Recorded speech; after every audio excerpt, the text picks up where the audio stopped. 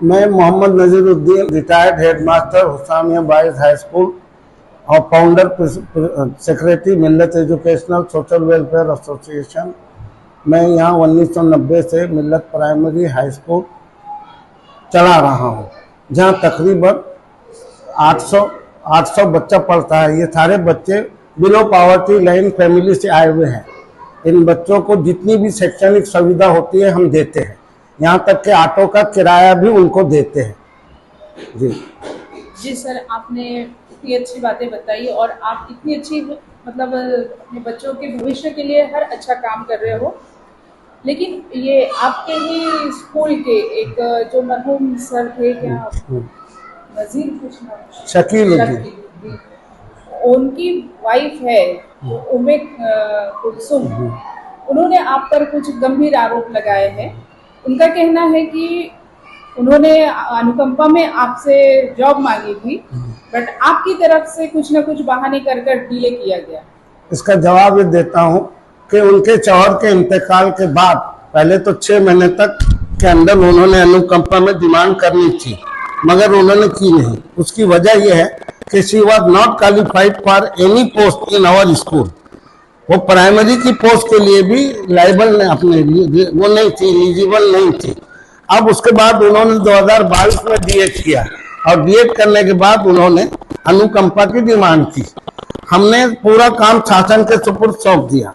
आज तक शासन के यहाँ से हमको ऐसा कोई आदेश नहीं मिला, क्योंकि वो अंग्रेजी मीडियम से मैट्रिक है और रूल के मुताबिक हमारा स्कूल प्राइमरी जो है उर्दू मीडियम का स्कूल है।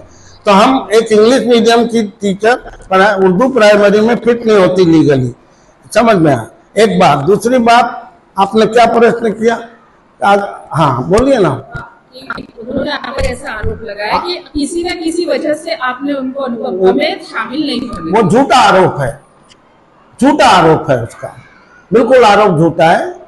हमने यानी इस वजह से आपने उनको लिया नहीं, यानी कि वो एजुकेशन के हिसाब से आपके लिए एलिजिबल नहीं थे। दूसरी बात उन्होंने ये बोली है कि मतलब जेडपी से वारंवार उनको लेटर मिले हैं, आपको भी लेटर भेजे गए हैं कि जेडपी का आदेश है कि इनको जॉब दी जाए। उसके बावजूद आपने उन लेटर्स को या जेडपी के आदेश को मानने से इनकार किया। जेडपी ने अपना दामन बचा के आदेश दिया है। जेडपी को हमने पूरा रिकॉर्ड दे दिया है। उसकी शैक्षणिक पात्रता qualification was not fit for Urdu medium. उन्होंने लिखा कायदे परमाने नियुक्ति दिया हुआ। तो हमने जेडपी से कहा कि आप ऐसा लिखो कि उसके पास शैक्षणिक पात्रता ना भी हो तो आप आदेश दे दे तो हम रख लेंगे, क्योंकि कल अगर सैलरी की रिकवरी निकली तो हम कहाँ से देंगे। तो ऐसा आदेश शिक्षण अधिकारी ने आज तक दिया नहीं। फिर दूसरी सवाल यह है कि उनके हस्बैंड के मरने के बाद प्राइमरी में हमने 7 शिक्षक अपॉइंट किए। अगर हमारा केस वहां चल रहा था तो शिक्षण अधिकारी ने उनमें से किसी एक का अप्रूवल रोक लेना था, उसने रोका क्यों नहीं? दूसरी बात, उसने तो एक सरप्लस टीचर भी भेजा, हमने रखा। तो वो सरप्लस टीचर ना भेजते हुए आदेश लिखता कि इसकी जगह उनमें कुलसुम को रख लो। हम तो आदेश को पालन करने वाले हैं ना। सैलरी तो हम नहीं देते ना, हम नहीं देते और हम नहीं देते ना मैडम। ठीक है, अब उनका जो और आरोप है बताइए ना। मेन आरोप तो आप पूछ ही नहीं रहे। एक गंभीर आरोप बोल सकते हैं हाँ, हम इसे, हाँ।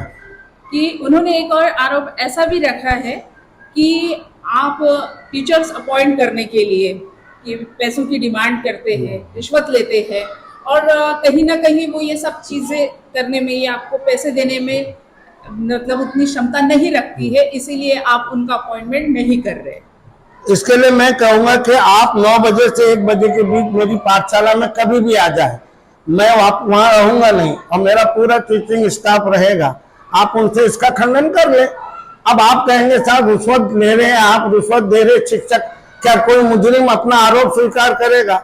तो मेरा मानना यह है, मैं भी मुसलमान हूँ, चैनल वाले आप भी मुसलमान हैं और मेरा पूरा शिक्षक दल मुसलमान है। मुसलमान का सबसे बड़ा ईमान कुरान है। उन सबके हाथ में कुरान दे दीजिए और उनसे पूछ लीजिए कि किस किस से कितना पैसा मांगा और किस किस ने पैसा दिया। मुझे गर्व है, फख्र है, I am proud of this is the only institution in Nagpur. I don't believe other institution where nothing has been taken. और हमारा अपॉइंटमेंट क्वालिफिकेशन और उनकी पात्रता के ऊपर होता है। अगर होता तो वो मेरी भतीजी मेरे भाई की बीवी है, मुझे अपने बच्चों का शैक्षणिक मर्डर नहीं करना है, अगर मैं रख सकता था। और उन्होंने एक आरोप ये भी लगाया कि अभी जो हाल में अपॉइंटमेंट हुआ है उसने 28 लाख रुपए दिया है और उसने अपना घर बेच के दिया है, तो वो शिक्षक है? उस जानना चाहूंगा मैं आत्मा से कि उसने 28 लाख दिया तो कौन सा घर बेचा, कहाँ था, और अब वो किस वक्त किस किराए के मकान में रहता है, उसके मकान मालिक का नाम क्या है? और जिस चैनल ने आरोप लगाया मैं उसको चैलेंज करता हूँ तो फिर एक एपिसोड डाल दे जिसमें सारे कंक्रीट सबूत, दस्तावेजी सबूत सब दे दे। और मेरा स्टाफ खुला हुआ है, मैं बाहर बैठ जाऊंगा, आऊंगा नहीं, मेरे स्टाफ से आप ले लीजिए। और आप बोलेंगे कि वो कैसा बोलेंगे हमने लाख दिए 10 लाख दिए, तो उनके हाथ में कुरान दे दीजिए। इससे ज्यादा मैं सबूत नहीं दे सकता। हाँ, इतना कह सकता हूँ आज तक इस इदारे में किसी से 10 पैसा नहीं लिया गया है, न मांगा गया है, लेना तो दूर बात है, समझे। और ये भी नहीं मालूम रहता कि ये बच्ची कहाँ की है, किसकी है। जब अपॉइंटमेंट होता है तब मालूम होता है कि किसकी बच्ची है। इस स्कूल में president of Millat education society Abdul Wahab Parekh की बेटी और भतीजी भी आई थी, उसका भी सिलेक्शन नहीं हुआ। अब होता क्या है, सबको मालूम है पैसा नहीं लगता है। अब एक पोस्ट के लिए 15-25 लोग आते हैं, जिसका अपॉइंटमेंट हो जाता है बाकी लोग आरोप लगाते हैं कि उसने पैसा दी होंगी करके हमारा नहीं हुआ। This is a common phenomena. आजकल लोगों ने उठा लिया, मेरी लड़की का नहीं हुआ मतलब मिल्लत में पैसा लिया जाता है। This is not the truth. हो रहा है ना ऐसा? इनका अपॉइंटमेंट हुआ है, बैठे 19 लोग थे, इनका अपॉइंटमेंट हुआ जब स्कूल से ग्रांट भी नहीं थी, उस वक्त तो हमको पैसे की जरूरत थी ना, तो लोग उनको पहचानता नहीं है, तो लोगों ने बोलना शुरू करे उन्होंने 10 लाख रुपए दे दिए उन्हें करके, तो हमारी बच्ची का अपॉइंटमेंट नहीं हुआ। This is a common phenomena. उसके लिए मैं क्या करूंगा? मैं तो सीना तान के बैठा हुआ हूँ। जिसको लीडर को, माइनॉरिटी कमीशन के प्रेसिडेंट को, जिसको भी आना है वो मेरी गैरहाजिरी में आके इंक्वायरी कर ले। और अगर हाँ, जैसे कि अभी हमारे जो अल्पसंख्यक आयोग है प्यारे जिया खान जी, जिनके सामने ये पूरा मामला गया हुआ है और शायद आपका एक हियरिंग हो भी चुका है, हाँ जी, तो आप प्यारे जिया खान से क्या उम्मीद रखते हैं? मैं उनसे ये उम्मीद रखता हूँ कि उनको माइनॉरिटी का अध्यक्ष बनाए। मैं उनको मुबारकबाद देता हूँ। उनको पहले स्कूलों में आके देखिए, एक मुहावरा है उर्दू में, सावधान भारत पसरी नहीं है। मैं ये बोलूं कि सारे सरकारी कर्मचारी रिश्वत लेते हैं तो मैं इसको नहीं मानता, उसमें ईमानदार भी लोग रहते हैं। मेरे 52 साल के कैरियर में एज ए टीचर, 33 साल एज ए सेक्रेटरी, ये मैंने देखा कि पूरे नागपुर के अंदर जिला परिषद में 3 ऐसे अधिकारी आए थे जो रिश्वत नहीं लेते थे। मैं ये बोलूं कि जिला परिषद का हर कर्मचारी रिश्वत लेता है, कितना बड़ा आरोप है। अब आपने भी अभी कहा कि भाई सब स्कूलों का रिकॉर्ड खराब है, तो इसका मतलब नहीं है उन खराब स्कूलों में मेरा भी स्कूल है। एटलीस्ट उनको आना चाहिए था।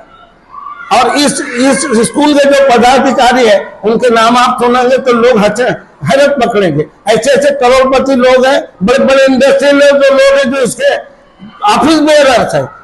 प्यारे खान साहब भी नाम सुनेंगे तो उनको भी हैरत होगी। कोई आम आदमी लोग नहीं है। इसके जो पदाधिकारी है उसमें से 80% ऐसे लोग हैं जो शहर के नाम और उद्योगपति है, बड़े बड़े व्यापारी है जो लाखों लोगों को डोनेशन देते हैं, जो लोगों को पढ़ाते हैं, दोनों के बच्चों को पढ़ाते हैं। ये मेरा जवाब है। तो आप उम्मे कुलसुम ने जो भी आरोप लगाया सब पूरे खारिज? I reject totally in total I reject whatever allegation and charges she had framed through his that channel. और मैं तो उस पर भी केस करूंगा। मेरा केस शायद नोटिस मिल भी गए होंगे उनको।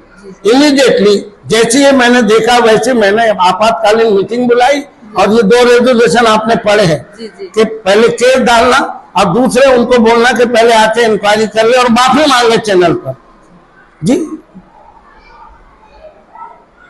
अंजुम, इंचार्ज मिल्लत उर्दू अपर प्राइमरी स्कूल।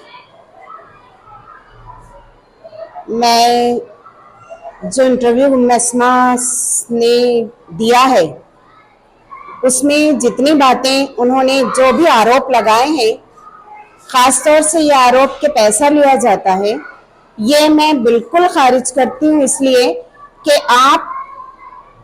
मैं उन चैनल वालों से भी ये कहना चाहूंगी कि अगर आपने इतनी बड़ी बात, इतना बड़ा इल्जाम अगर स्कूल के अध्यक्ष या किसी पर भी लगाया है तो आकर पहले उनको यहाँ पर बात करनी चाहिए थी, टीचर्स से बात करनी चाहिए थी जिस न्यू अपॉइंटमेंट टीचर की उन्होंने बात की उससे पहले उनको मिलना चाहिए था, चैनल वालों को कंफर्म करना चाहिए था, फिर वो बात डालनी चाहिए थी।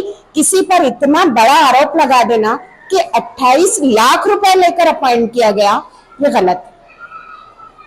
जैसा उन्होंने कहा है कि मतलब जो सर ने अनुकंपा में जो एक उनको जॉब देना था जी, वो नहीं दिया, तो आपके हिसाब से क्या लगता है, क्योंकि आप भी कंटिन्यू यहाँ पे जॉब कर रही हैं, जी। आपको कितने साल हो गए? यहाँ मुझे 30 इयर्स 30 साल हो गए। जी। तो ये 30 सालों में आपने मतलब क्या महसूस किया, स्कूल में जो मैनेजमेंट है वो सही तरीके का है, या वाकई में जो उम्मे कुलसुम ने जो इल्जाम लगाया उसमें कुछ सच्चाई है?